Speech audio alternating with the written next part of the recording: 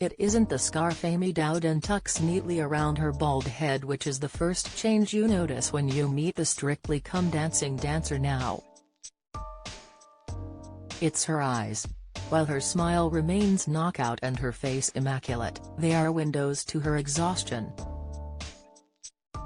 "I'm starting to lose my eyelashes, my hair follicles are dying, so your eyes stream more because they're sensitive," she explains. It's more than that, though. When we met last week it was the day before the 33-year-old's fifth round of chemotherapy, her best day, she explains. She undergoes a cycle every other week and it is only on the eve of each that she feels truly well because it takes that long to recover. "I last interviewed the Welsh ballroom and Latin star in mid-June, 6 days after her single mastectomy and 4 weeks after her diagnosis of grade 3 aggressive breast cancer. It is hard to exaggerate the distress she has suffered since then. It is not only chemotherapy which is causing her fatigued eyes, but trauma. Both her first and second cycles of chemo resulted in emergency hospital stays and life-threatening complications.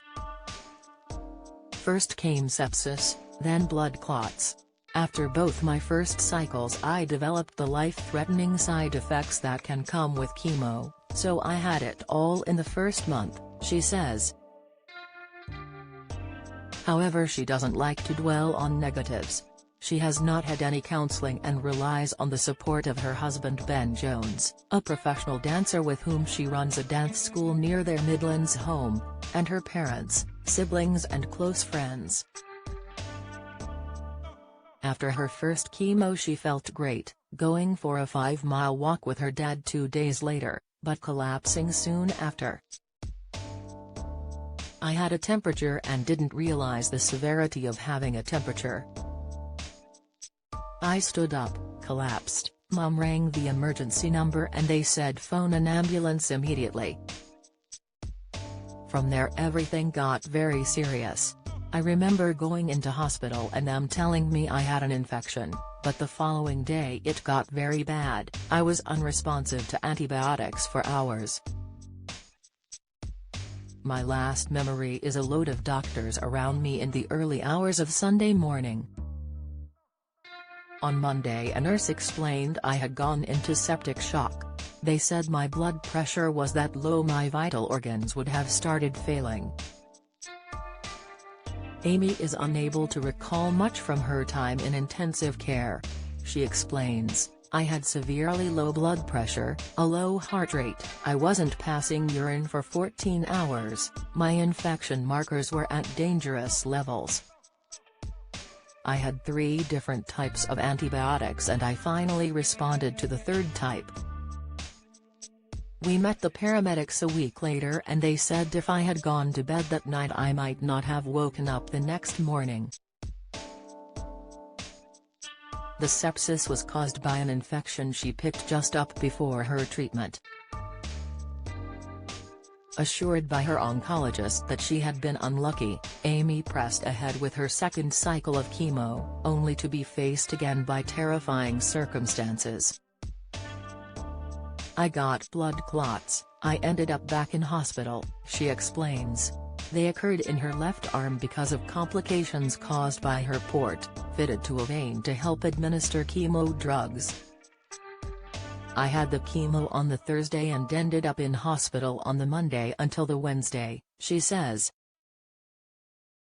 "My arm swelled up and went purple and I was really short of breath.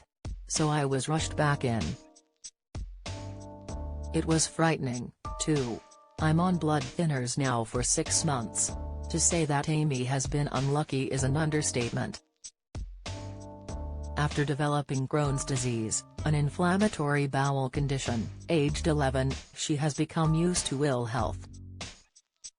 Since joining Strictly in 2017, she has faced frequent bouts. But these potentially fatal side effects of her cancer treatment have been deeply disturbing.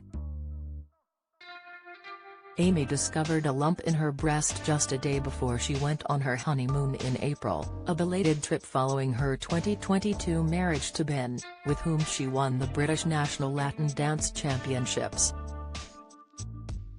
She had only just begun checking herself, following a charity trek with the breast cancer charity Copafeel.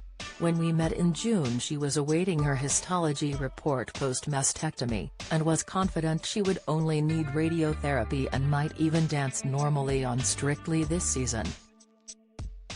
Doctors had removed 3 tumors and further cancer specks, plus some lymph nodes from her right breast.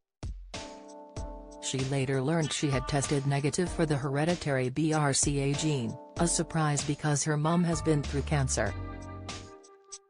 But days afterwards, she received bad news. Doctors had discovered a second type of breast cancer in the tissue they removed, plus more tumors, including one close to her chest, and specks in her other breast. They need investigating once she finishes chemotherapy. It was a bit of a shock, she says. The doctor said he was not expecting to find this. I think I'll have to consider another mastectomy. Her first reaction to chemotherapy was to refuse it. I thought that's Strictly with a partner wiped out, that's my hair gone, that's my life gone. I was like, I don't want to do that. I was pretty adamant up until the day before. I had a meltdown, a crying fit going, I don't want to do it. Doctors told her she would be reducing her survival chances. My surgeon kept telling me, you can dance forever and ever afterwards. But ultimately, it was her former dance teacher in Wales who said something which cut through. It was related to Amy undergoing IVF to create and freeze embryos before starting treatment, hoping that she and Ben might still have children. The dancer recalls, she gave me tough love and said, what's the point of these embryos if you're not going to have chemo? Because you won't be around to have these babies anyway. Deep down, Amy knew chemo was right. Her 5th cycle has been a different type, which can be harder to withstand. She has been sent home with oral morphine for pain. Already suffering bouts of vomiting and severe fatigue, she is nervous when we meet. But she has an end goal. All being well, come early next month, she will be finished. And then, she might allow herself hope, she barely dares say it, of a return to Strictly. I dream every night of being back on the dance floor, she says. But I don't want to set myself up for disappointment. Of that, she has had enough. Follow Mirror Celebs on Snapchat, Instagram, Twitter, Facebook, YouTube and Threads.